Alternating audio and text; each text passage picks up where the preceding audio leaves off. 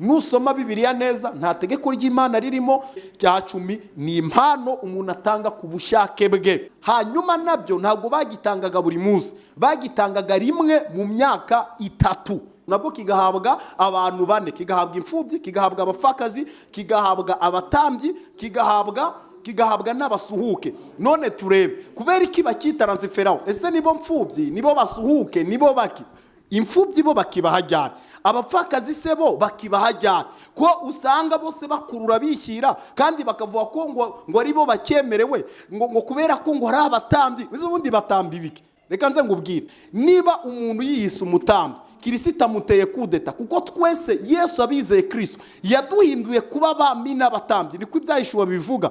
Hari aho wigeze wumva bavuga ngo uyu munsi 1/10 kiri butangwe turagereza abapfakazi ko wasengeye muri nyinshi? Hari aho bigeze wumva bavuga ngo uyu munsi kuri iki cyumweru cyangwa se muri uku kwezi 10 cyose kizatangwa tuzagiha imfubyi? Umurimo w'Imana nguyu nuko mwizera uwo yatumye. Ibyo byose bindi ni ikinyoma, ni igipapirano cy'idini. Reka mbashimire bakunzi bacu bo kwisezerano TV, mbashimire ku mwanya muduha kugira ngo mukurikirane ibiganiro. By'umwihariko nshimire wowe ufashe umwanya ugiye kureba iki kiganiro gifunguye.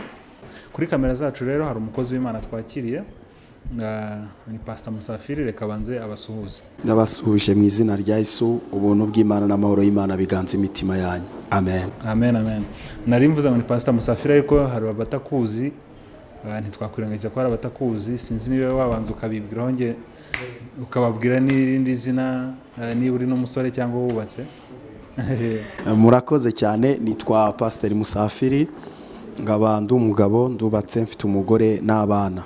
Hanyuma nyoboye ministeri yitwa Ukuri Ministry, ngaba mboneka ku biganiro njya ngorera kuri channel ya YouTube yitwa Ukuri Kweruye.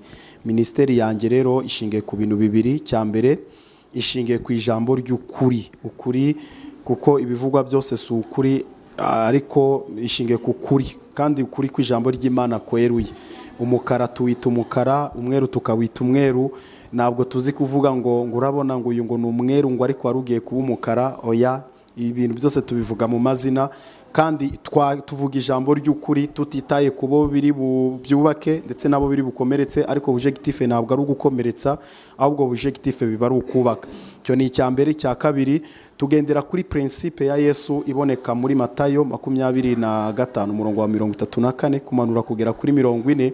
Havuga ubwo Yesu azafata abantu, bamwe akabashyira iburyo bwe, abandi akabashyira ibumoso, abiburyo akabita intama, abibumoso akabita ihene. Hanyuma akavugana n'intama akababwira ngo muze mwebwe abo data yahaye umugisha, kuko nari nshonje mukangaburira, nari nambaye ubusa muranyambika, nari ndwaye muransura, nari mu nzu y'imbohe muza kungeraho. Iyo niyo gahunda yacu. So turareba rero ninde ubabaye kurusha abandi, niyo ministeri ni ikihagarariyeho.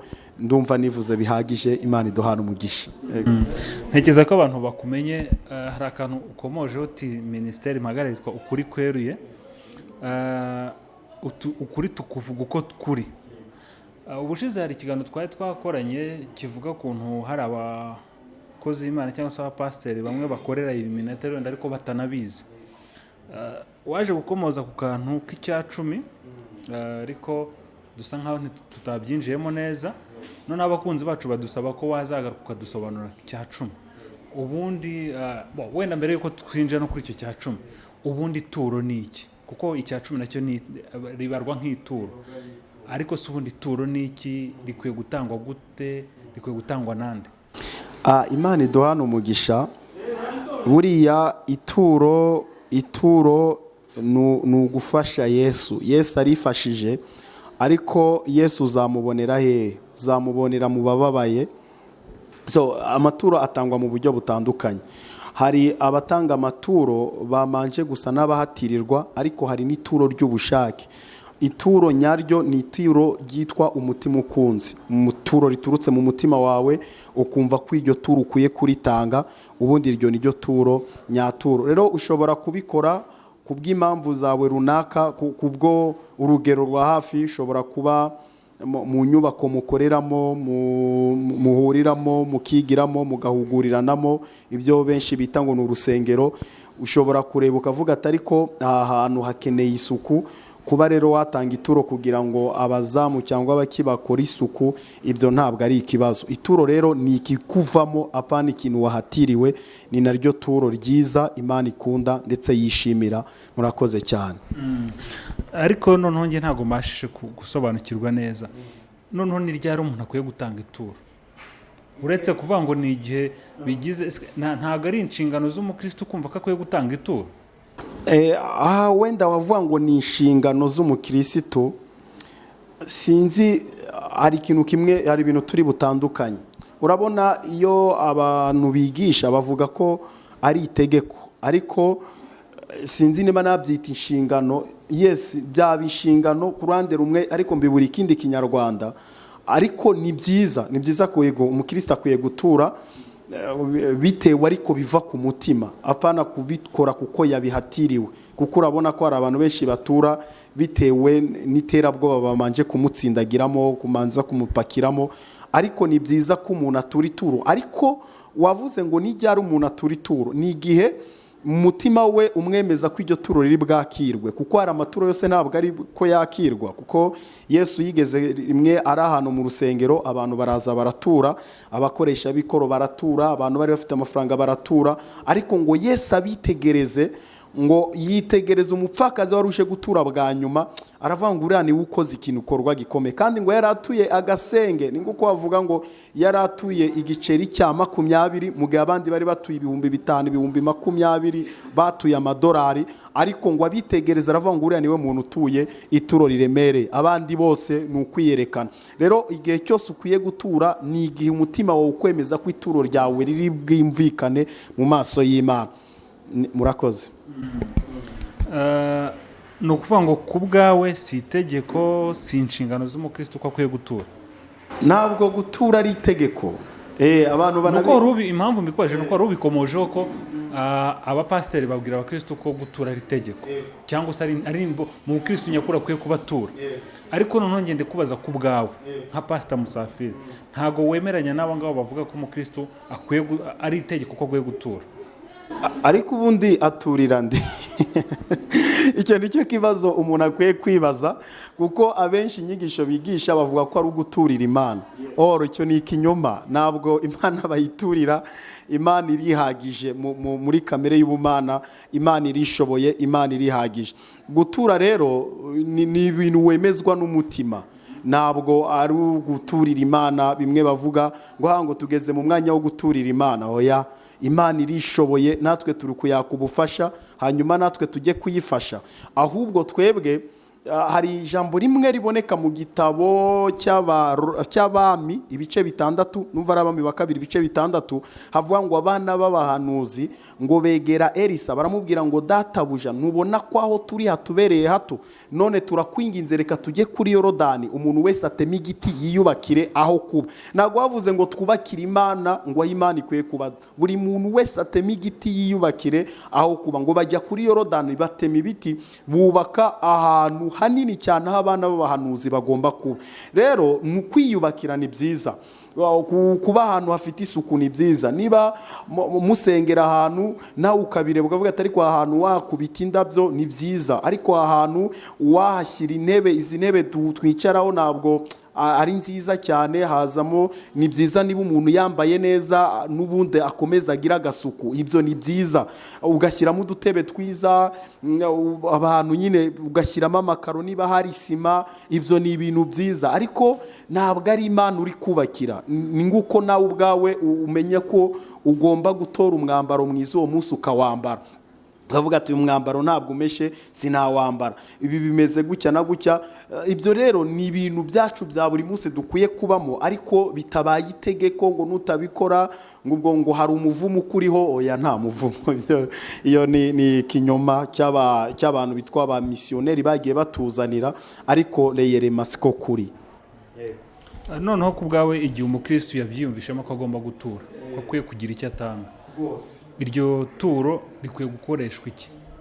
Igihe umukirisitu yabyiyumvisemo yuko akwiye gutanga, iyo ni organisation y'ikintu bita ishuri. Ushize navuze ku cyitwa insengero, mvuga ko icyo gihe cyari ishuri.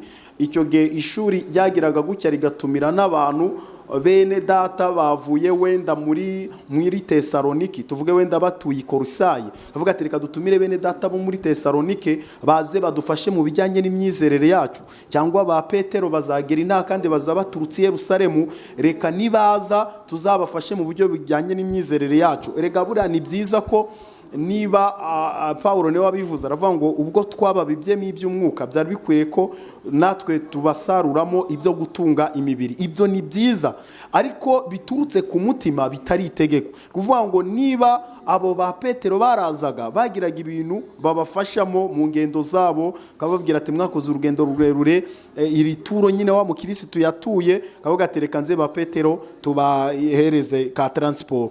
Ba Pawulo bakabikora mu matorero yose, ari naho agira agashimira itorero cyane cyane ry'Ifilipi, akavuga ngo ndabashimira urukundo rwanyu, gusa ntabwo mbivugiye kuko nagiraga ibyo nkena, kuko mu buzima bwanjye nzi kugira ibisaga, nzi kugira nyina gerageza kubivuga.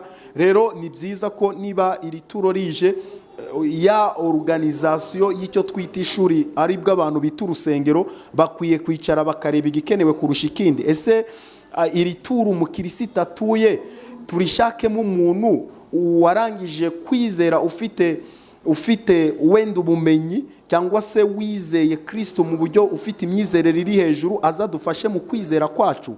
Hanyuma kuko bizamusaba ko akora urugendo rurerure, ni byiza ko natwe tumufasha. Wenda afite n'umugore n'abana, ariko ye kuzabasiga gutyo, akora urugendo azadufashe mu buryo bw'imyizerere, hanyuma mukamushyigikira, ariko ntabwo ari itegeko.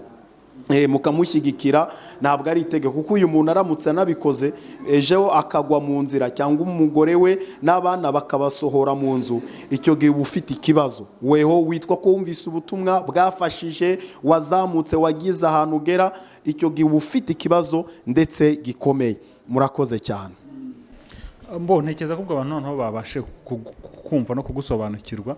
Reka noneho twinjiye kuri cya 10 twavugaga, ari naho abantu benshi bari bavuze ko bifuza kugaruka gusobanura cyane.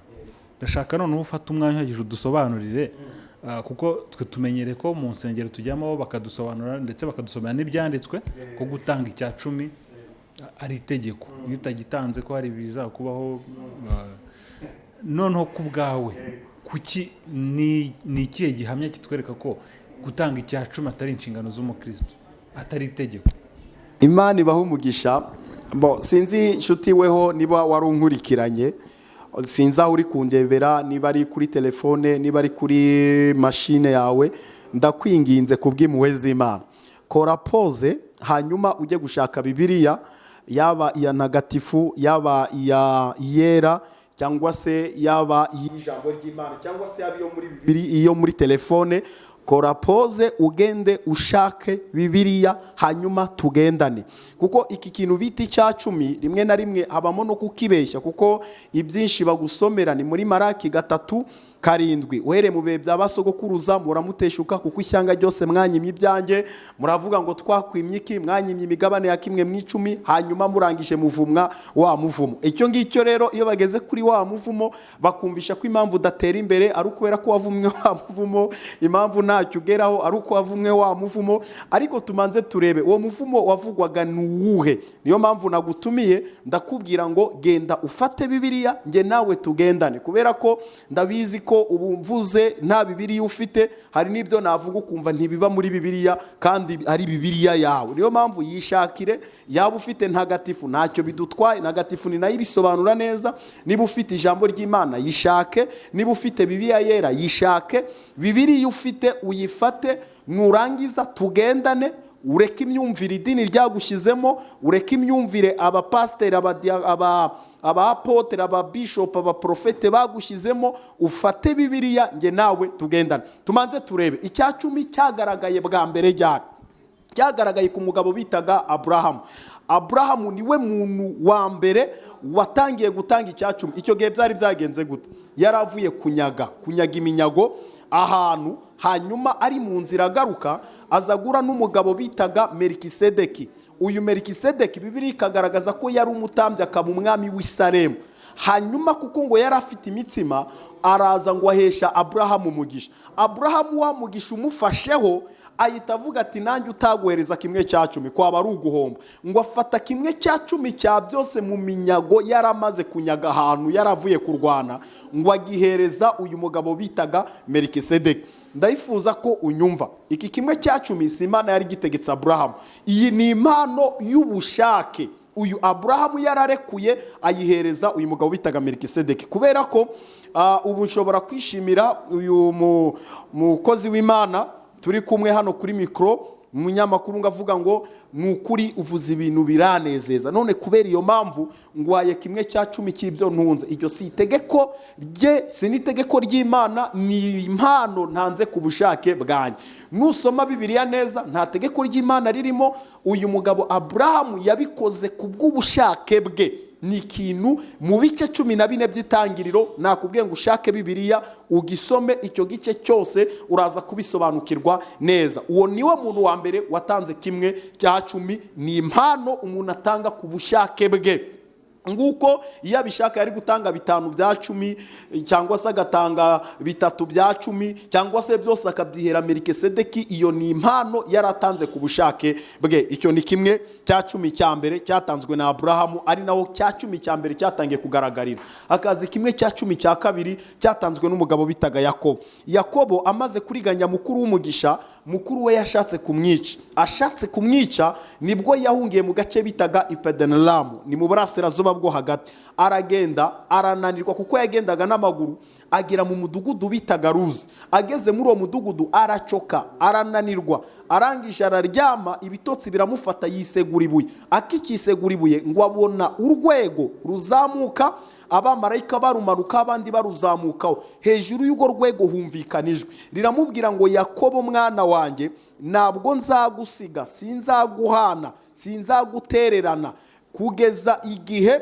ngewe Uwiteka nzakugwiza wowe n'urubyaro rwawe, ngaguha umugisha kandi ngaguha umugisha utagabanije. Kubera iyo mpamvu Uwiteka Imana yawe izaguha iki gihugu, ngakiguhana n'urubyaro rwawe. Ngo ako kanya Yakobo arakanguka, ngo amenya ko aho hantu hari Imana. Ahita afata ryabuye ararishinga, arisukaho amavuta, ako gace kose ngo arangije akita Beteli, bisobanura ngo inzu y'Imana. Afata ako gace akita Beteli, bisobanura ngo inzu y'Imana. Arangije ahita ahiga umuhigo, aravuga ngo none Uwiteka, niba ari wowe uko kuvuganye nanjye nguko mbibonye mu nzozi, ndakwinginze kubw'impuhwe zawe n'imbabazi zawe, aha hantu nindamuka ngiye mu byo ngiyemo, ngagenda ukazangarura amahoro warajyanye nanjye mu rugendo, ukamba ibyo kurya n'ibyo kunywa. Aravuga ngo nanjye ndahiga umuhigo, nzajya ngutangira 1/10 cya byose cyo mu byo nzajya nunguka. Icya mbere ni impano y'ubushake, icya kabiri ni 10 cy'umuhigo. Nguko nge nahiga, ngavuga ngo Isezerano TV, Imana ni mumugisha, wenda se nzayubakira televiziyo, shene ya televiziyo. So uwo ni umuhigo mize, ntabwo ari itegeko ntegetswe, nta nubwo ari itegeko Imana ishyizeho, si n'Imana ibimbwiye. Wari umuhigo ahiza, aravuga ngo Imana nimufasha ikamuhereza ibyo kurya n'ibyo kunywa, ikamugarura muri icyo gihugu, izamuhereza, ngazajya ahereza, azajya atanga 1/10 cyo mu byo azunguka byose. Icyo nicyo 1/10 cya kabiri. Hakaza 1/10 cya gatatu rero, ari nacyo benshi bakunze kugwiraho cyane. 1/10 cya gatatu ni 10 cyitwa ngo ni itegeko ry'Imana. Iki 1/10 cyitwa itegeko ry'Imana, shuti nakubwiye ngo ufate Bibiliya tugendane neza. Iki 1/10 Imana yagitegetse mu buryo butatu. So iyo bagiye kugusomera, bagusomera mu buryo bumwe, nabwo bakabugusomera babugoretse. Yagitegetse mu buryo butatu. Uburyo bwa mbere, ndifuza ko ufungura Bibiliya yawe ukabireba. Reba mu gutegeka kwa kabiri, ibice 14 ku murongo waho wa 22. Icyo ni 1/10 cya mbere Imana yategetse. Yagitegetse mu buhe buryo? Imana yabwiye Abayisiraheli, ibibwira Mose, iramubwira ngo Mose, bwira Abayisiraheli buri uko umwaka utashye bajye bafata 1/10 cyo mu byo bejeje byose.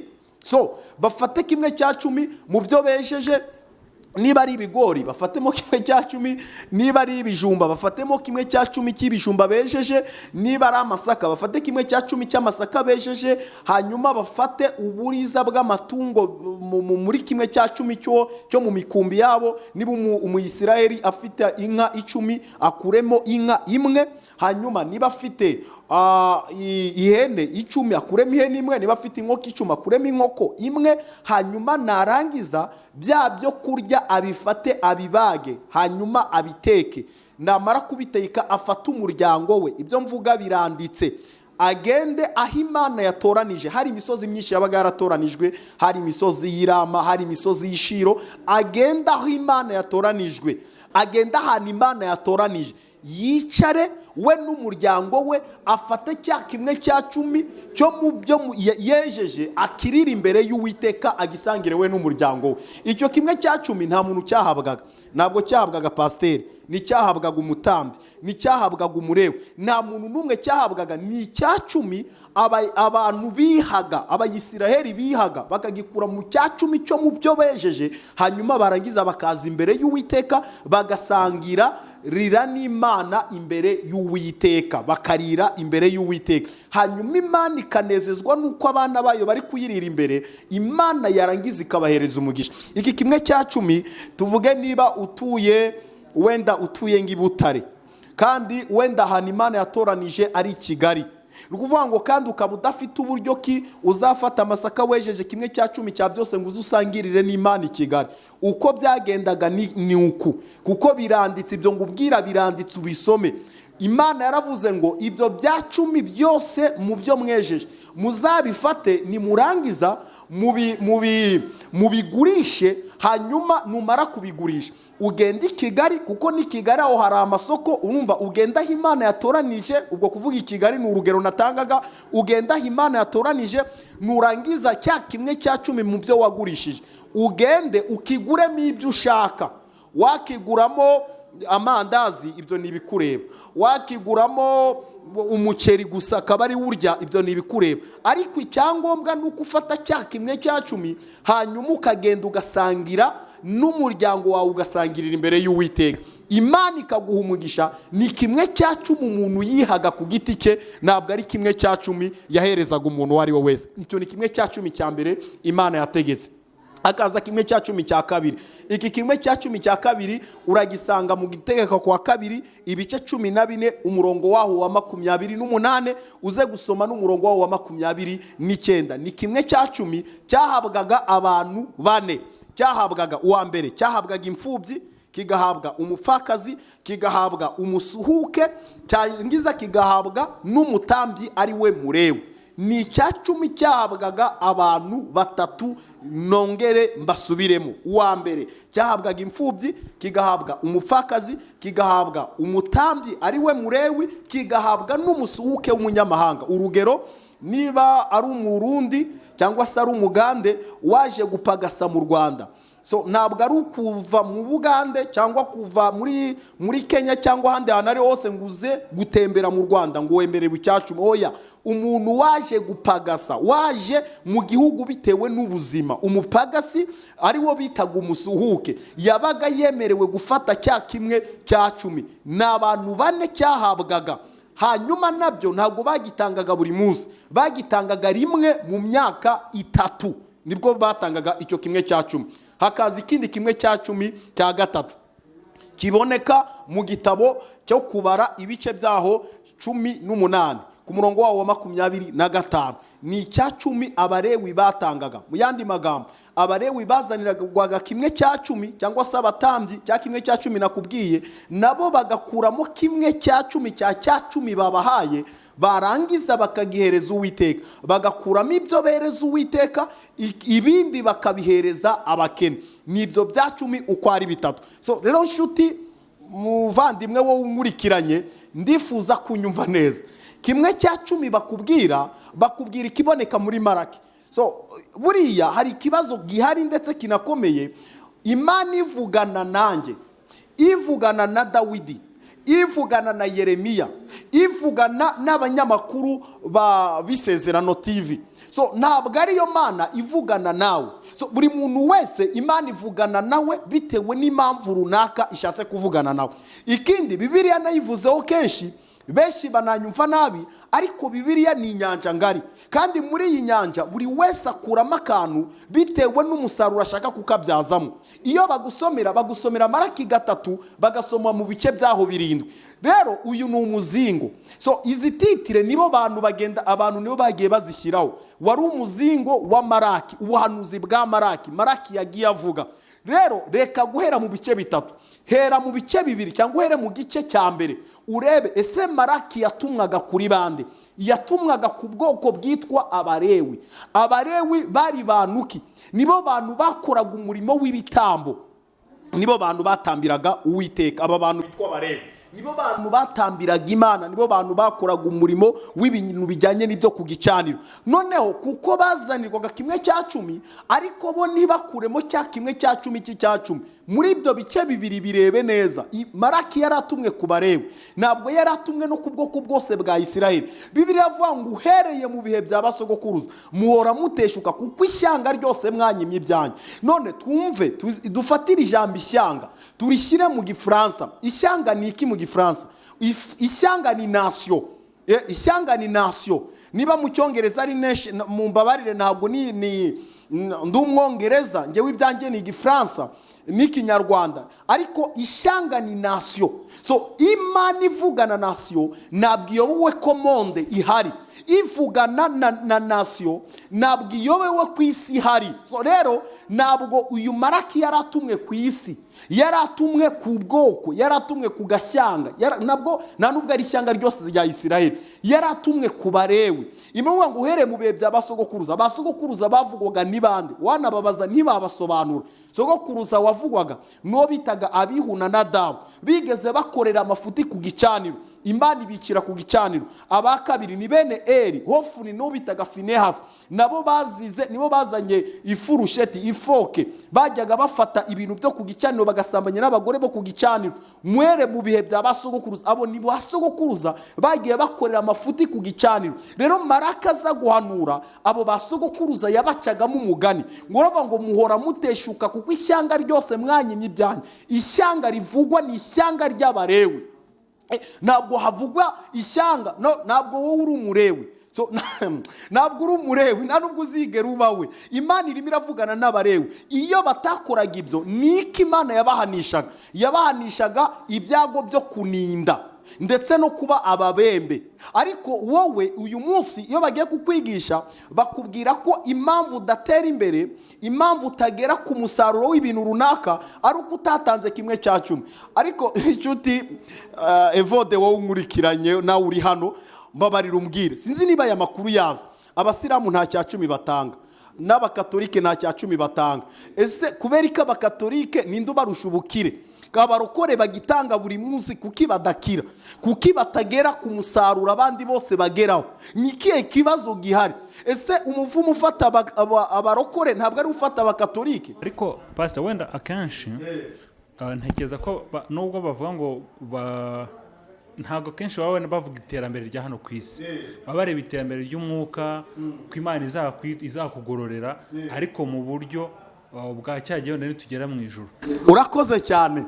None reka nze ngubwire rero ukuntu Imana izakugororera. Wewe unkurikiranye, reka nze ngubwire iterambere ryo ku isi nibyo bavuga, ariko Evode waravuga ati wenda rigeca atari iterambere ryo mu isi. Baba bavuga iterambere wenda tuzagororerwa nitugera muri bwa bwami. So rero ndifuza kunyumva, reba muri Matayo 25:34 urebe ni bande bazagororerwa, ni bande iri terambere. Undebere amagambo arimo, urebe niba hari 10 kirimo, urebe amagambo arimo, urebe niba hari ituro ririmo, urebe amagambo Yesu yavuze n'abantu bazagororerwa, nta 10 yigeze ashyiramo. Matayo ibice 25 hera ku murongo wa 34. Turebe nawe unkurikiranye, urebe Bibiliya, hanyuma umbwire niba ari iterambere koko ry'umwuka. Urebe Matayo 25 umurongo wa 34, urebe Yesu abantu azavuga abaribo. Unyumvire niba hari icya 10 cyagaragayemo. Sinzi niba wahageze.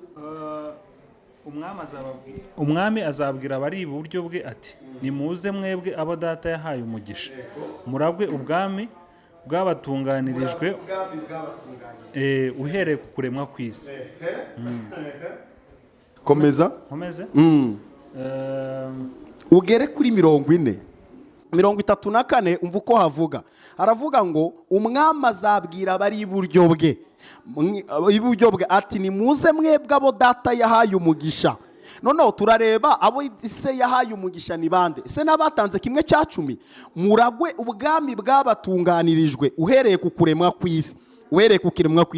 Kuko umva iryo jambo, kuko nari nshonje mukamfungurira, nari mfite inyota mumbi cyonywa, nari umushyitsi murancumbikira, nari nambaye ubusa muranyambika, nari ndwaye muransura, nari mu nzu y'imbohe muza kundeba. Umva uko 37 havuga ngo abakiranutsi bazamubaza bati mwami twakubonye ryari ushonje turagufungurira, cyangwa ufite inyota tuguha icyo kunywa, kandi twakubonye ryari uri umushyitsi turagucumbikira, cyangwa wambaye ubusa turakwambika, kandi twakubonye ryari urwaye cyangwa uri mu nzu y'imbohe tuza kugusura. Umva uko 40 azabasubiza. Ababwira ngo umwami azabasubiza ati ndababwira ukuri yuko ubwo mwabikoreye umwe muri bene data ababoroheje bari hanyuma y'abandi ari nge mwabikoreye. Hari icya 10 wumvisemo? Hari icya 10 wumvisemo? Nta cya 10 kirimo. Ubwo mwabikoreye aboroheje hanyuma y'abandi. Mbonera akanya kukubwira umuntu agafata kitera agatera agafata miliyoni akagenda akajya kuyitangamo 1/10 ngo ari kugaburira abashumba. Reka ibi bintu tuze kubigarukaho mu mwanya.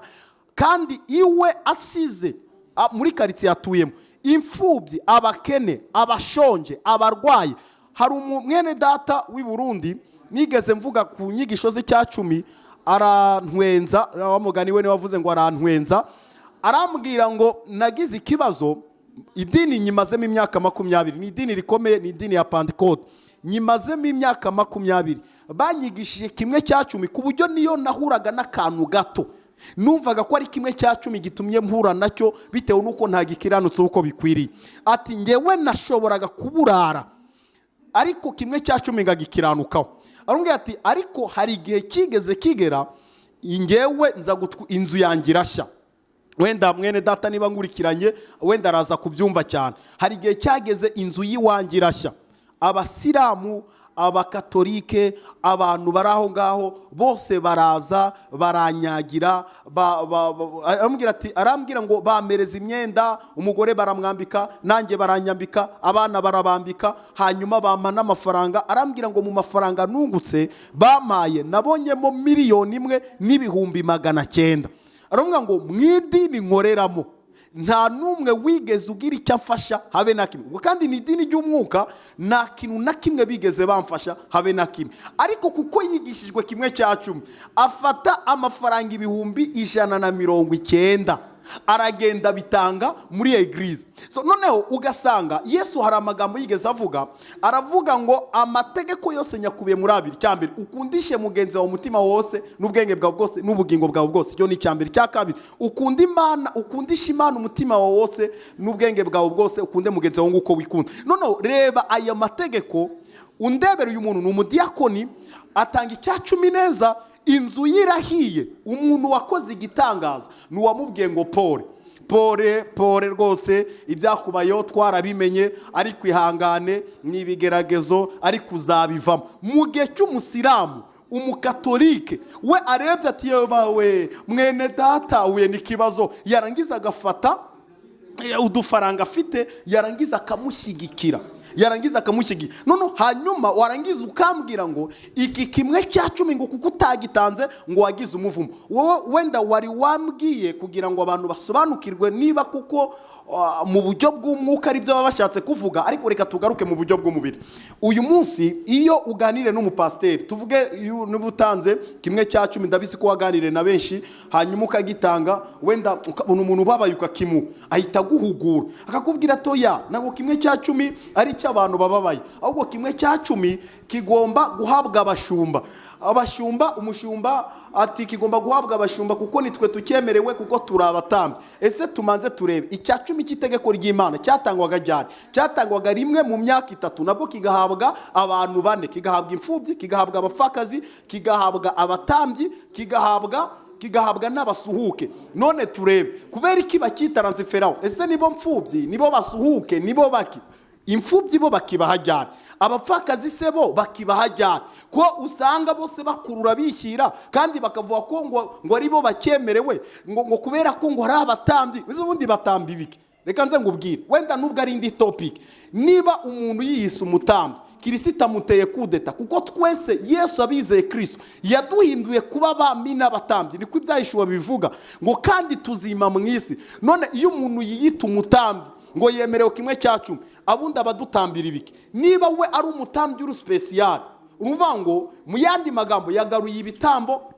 Icyo ni icyambere, yagaruye ibicaniro, kuko niba hari umutambyi hari n'ibitambo. Kandi ntabwo dukizwa ubu n'ibitambo, dukizwa n'ubuntu bwa Kristo. Niba dukizwa no kwizera Kristo, undi wakaza akatubwira ko ari ibitambo, mu yandi magambo uyu we yagaruyeho ibicaniro n'ibitambo, kuko ni uduhuza n'Imana. Twebwe nta burenganzira tugifite bwo guhura n'Imana. None niba twese twarahindutse abami n'abatambyi, ni ukuvuga ngo rero abizeye Kristo bose bemerewe kimwe cya cumi. Uvuga ngo niba twese turi abami n'abatambyi, abizeye Kristo bose bemerewe kimwe cya cumi. So rero ibi byo kuvuga ngo abatambyi, ngo turi abatambyi, ngo dukwiye guhabwa kimwe cya cumi. Iki kimwe cya cumi kuki batagihereza imfubyi? Ese ko wasengeye muri nyinshi, hari aho wigeze wumva bavuga ngo uyu munsi kimwe cya cumi kiri butangwe turagihereza abapfakazi? Ko wasengeye muri nyinshi, hari aho bigeze wumva bavuga ngo uyu munsi kuri iki cyumweru cyangwa se muri uku kwezi icya cumi cyose kizatangwa tuzagiha imfubyi? So niba dushaka kuba ba Mose, reka dukurikira amategeko ya Mose yose totalema uko ari, kandi tuyagendereho uko yanditse, tureke kubeshya. Niba dushaka kuba ba Mose, tugende nguko Mose yagendaga. Niba dushaka kuba ba Kristo, reka tugende nguko Kristo yagendaga. Hari ikibazo ushobora kumbaza, ariko icyo kibazo reka ngewe ubwanjye abari njye ukibaza, kivuga ngo none niba icya cumi kidatanzwe, none umurimo w'Imana uzakorwa ute? Kimwe cya cumi niba kidatanzwe, umurimo w'Imana uzakorwa. Zise tumanze turebe umurimo w'Imana ni iki. Icyo nacyo ni ikinyoma. Umurimo w'Imana, bamwe baravuga ngo umurimo w'Imana ngo ni ukuririmba, umurimo w'Imana ngo ni ugusenga menshi. Umurimo w'Imana umuntu ukamubona hari muri repetition, nagiye mu murimo w'Imana. Ntabwo wari umurimo w'Imana. Umurimo w'Imana kubera ko yatanze kimwe cya cumi cyinshi ngo ni umurimo w'Imana, kubera ko ngo yubatse ngo yasakaye urusengero rw'ibunaka, ubwo yakoze umurimo w'Imana. Umurimo w'Imana ni iki? Bibiliya irerura, ivuga yeruye. Reba mu bice bitandatu, Matayo 6:25. Ndifuza kubigusomera kubera ko nshaka kugira ngo tuvuge ukuri kose kweruye, twe guca ukuri ku ruhande. Turebe Yohana, ubutumwa bwiza uko bwanditswe na Yohana. Yohana rihe Yohana 6. Turebe Yohana 6. Yohana 6. Yohana 6 turebe ku murongo wawo wa 29 ndatekereza. Duhere ku murongo wawo wa 28. Tumanze turebe uwo murimo w'Imana ubuvugwa, utangwa, ugurwa kimwe cya cumi ni uwe. Ese kuko niba cya cumi kidatanzwe, umurimo w'Imana uzakorwa ute? Reka tumanze turebe kwanza umurimo w'Imana niki. Reba icyo Yesu yavuze ku murimo w'Imana. Ibi bibazo nabyo byabajijwe Yesu, umva icyo Yesu yabasubije. Reba ikibazo bamubajije 28:6. Yohana 6, ubutumwa bwiza uko bwanditswe na Yohana 6 ibice 6 umurongo wa 28. Baramubaza bati, tugire dute ngo dukore imirimo y'Imana? Urumva atari icyo kibazo. None umva hevu ukuntu yabasubije. Arabasubiza ati, umurimo w'Imana nguyu nuko mwizera uwo yatumye. None ngubaze nshuti, kwizera kugurwa kimwe cya cumi? Kwizera kugurwa amafaranga? Kwizera kugurwa kubaka igisenge? Kwizera uwo yatumye, urumva kwizera wakugura? So umurimo w'Imana nabyo barabibeshya. Ntabwo umurimo w'Imana ari kimwe cya cumi, no. ntabwo umurimo w'Imana ari uko mwaguze bafure n'amasenti n'amakitari n'ibiki. Umurimo w'Imana Yesu arawusobanura. Kereka niba iri jambo turivana muri Bibiliya, haravuga ngo umurimo w'Imana nguyu ni uko twizera uwo yatumye. Yohana 3:15 haravuga ngo kuko Imana yakunze abari mu isi cyane byatumye itanga umwana wayo w'ikinege. Umvira ijambo ngo kugira ngo umwizera wese atarimbuka ahubwo ahabwe ubugingo buhoraho. Ubugingo buhoraho urumva uzabuhabwa n'icyacumi. Bimwe bavuga ngo wasambanye ngo umukirisitu udatura ngo hanye n'uwasambanye. Urumva kwizera Kristo n'icyacumi ibi bintu bihuriye he? Icyacumi kugitanga niba uzagitanga kubera impano y'ubushake. Ese mbabaza abapasiteri n'amadini, icyacumi musaba ni icyacumi cya Aburahamu. Aburahamu yatanze cy'ubushake. Icyacumi musaba ni icyacumi cy'umuhigo. Icyacumi musaba ni icyacumi cy'itegeko ry'Imana. So niba icyacumi musaba ari icyacumi cya Aburahamu, icyacumi cy'impano y'ubushake, ibyo ni byiza kubera ko ravuga ngo niba basi ahantu turi hameze gutya na gutya, ni byiza ko nawe basi mu by'ukorera wajya utanga 1/10 kugira ngo bese tugire ibikorwa bidukora kugira ngo nawe uteranira habe heza. Ibyo ni byiza niba ari 10 cya Aburahamu. Kandi niba ari 10 cy'umuhigo basaba, ntabwo ari buri muntu wese, ntabwo baguhigisha ku ngufu, kuko guhiga ni ibintu bituruka mu mutima w'umuntu.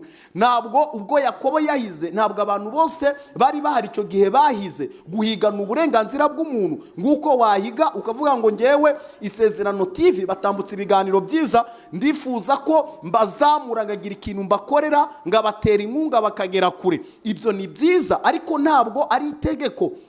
Icya gatatu, niba ari 10 cy'Imana, cy'itegeko ry'Imana. So rero mwe kugehereza abapasiteri gusa, mugehereze n'abakene, mugehereze imfubyi, mugehereze abasuhuke, abapagasi, mujye mubaha 1/10 kuko ni ijambo ryanditse hano muri Bibiliya. Niba mushaka kurisoba ibyo wenda nabyo turaza kubimenya. Ndahamya ndashidikanya ko bagusomeye ibya 10 byinshi, ariko iri jambo ntabwo bigeze bari gusomera. Kubera iki? Kubera ko niba ari gusomera ntabwo uzongera gutanga 1/10 gihagije mu rusengero, ntabwo uzongera guhereza pasiteri 1/10 gihagije, kubera ko barari gusomera hanyuma ujijuke usobanukirwe ko n'imfubyi wakiyiha, barabigusomera ujijuke usobanukirwe ko n'umupfakazi utagira shinge na rugero wakimuha, barabigusomera usobanukirwe ko nawe umupagasi waje gupagasa w'umunyamahanga wakimuha. So rero ayo n'amategeko y'ibyagengaga ishyanga rya Isiraheli, ntabwo ari amategeko y'Imana. Imana iduhana umugisha, ubuntu bw'Imana buganze kurima.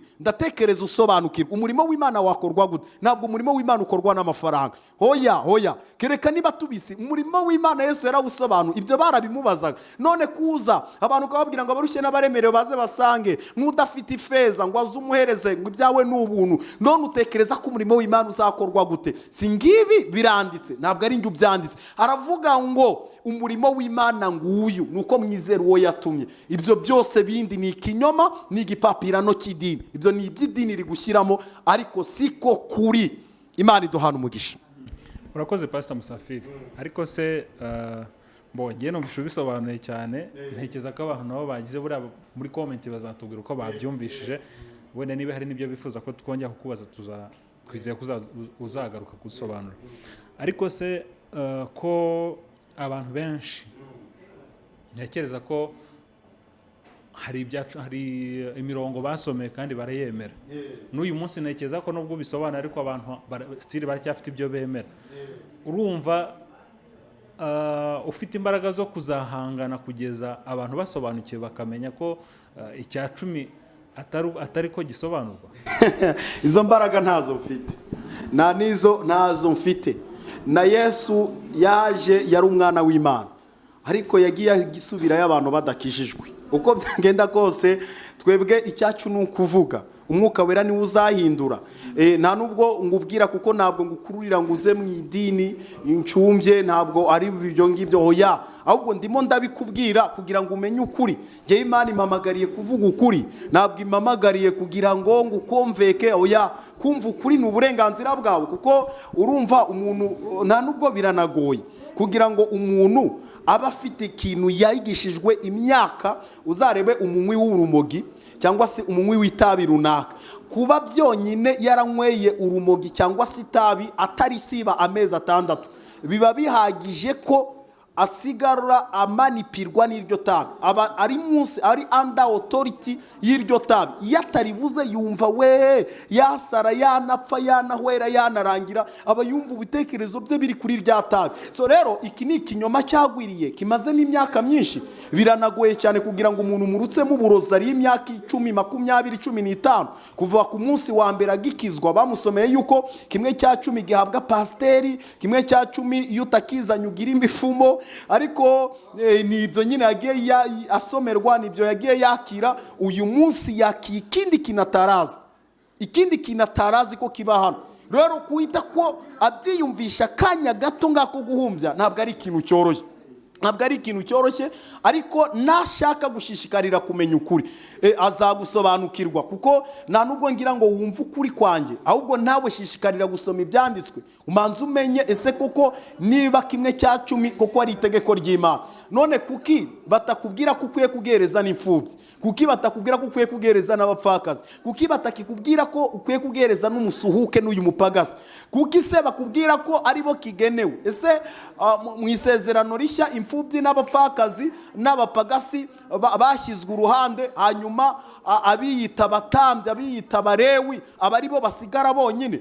Tumanze turebe, ibi ni ibyanditswe byanditswe, ntabwo ari njye ubyanditse. So rero niba dushaka kuba ba Mose, twemere tuba ba Mose, kandi nituba ba Mose tugendere totalema ku byo Mose yategetse. Rero twe gushaka kuba ba Mose igice, ariko ngo nanone tuba ba Kristo igice, kuko rimwe na rimwe ni nacyo kibazo gihari. Abantu ntago bashaka kuba ba Yesu byuzuye, barashaka kuba. Hari ikindi kintu kimwe ngiye gusorezaho, wenda mu byo utambwiye, ariko kimwe ngiye gusorezaho. Kuva kera kose intumwa zifite uko zabagaho, n'itorero ry'intumwa niko ryabagaho. Intumwa Bibiliya iravuga ngo ntiyagiraga ikintu na kimwe bakena hagati yabo, barafashanyaga.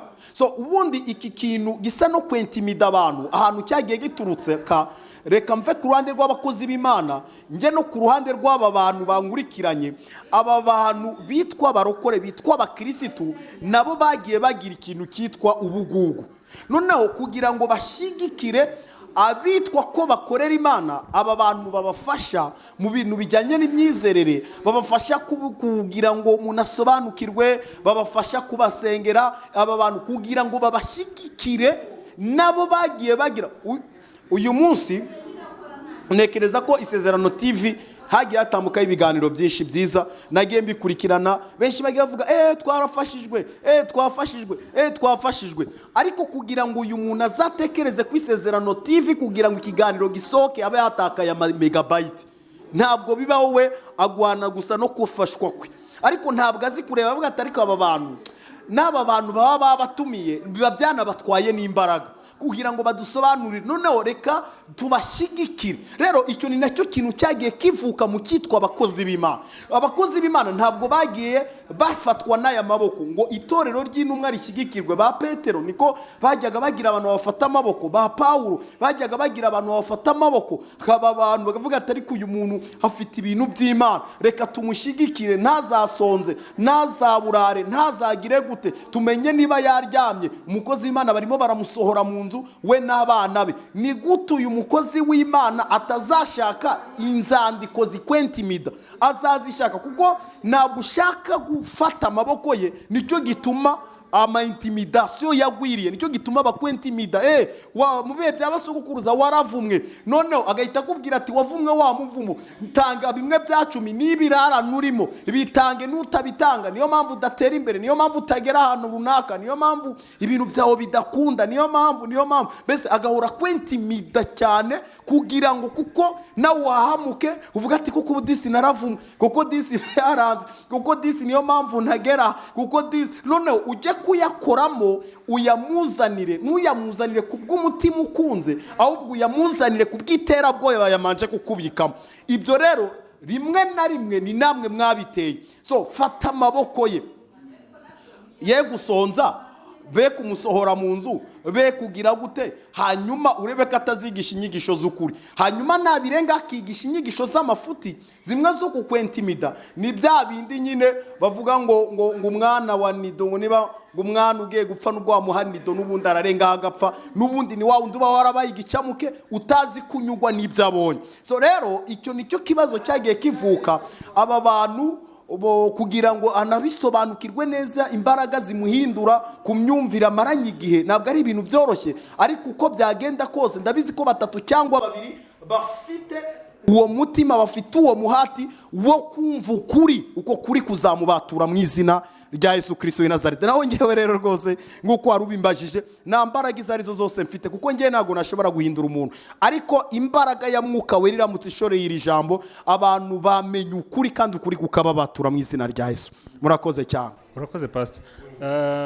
Reka dusoza n'isengesho, ariko ntekeza ko hari umuntu wenda wavuze ati uyu mupasiteri ashobora kuba afite ibintu byinshi cyane, ko wavuze ko ufite ministeri ukuri kweruye, buriya harimo n'ibindi byinshi cyane tuzagenda tumenya, kandi ntekeza ko tuzakomeza tugutumire ugende dusobanurira.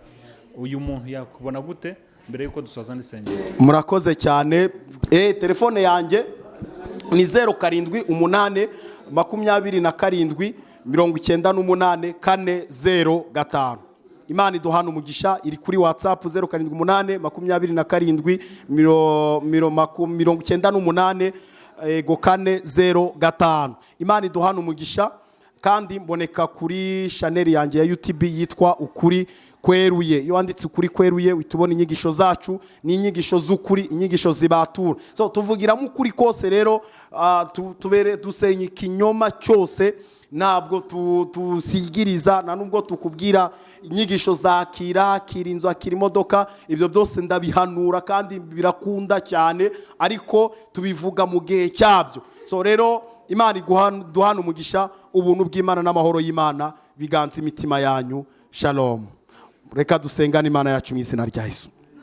Imana Data wa twese wo mu ijuru, ujya kumpamagarira kuvuga ukuri, warambwiye ngo nze mvuga ukuri, uku kuri kwawe niko mvuze, kandi ijambo ryawe rivuga ngo icyakora muzamenya ukuri, kandi uko kuri nimukumenya niko kuzababatura. Reka uyu muntu wumvise iri jambo wari waraheze mu rungabangabo ave mu rungabangabo mu izina rya Yesu. Urakoze Mana kubikoze, kandi urakoze kubyumvise. Reka ubuntu bwawe buganze kuri uyu muntu ukurikiranye Isezerano TV, uyu muntu wakoze subscribe, umuha umugisha, uyu muntu ubisangiza abandi, umuha umugisha, ubuntu bwawe n'amahoro yawe reka biganza umutima ye. Urakoze Mana kubyumvise, abanyamakuru b'Isezerano TV nabo ukomeze kubaha umugisha, kandi ukomeze kubagura cyane. Urakoze kubyumvise, urakoze kubikoze mu izina rya Yesu.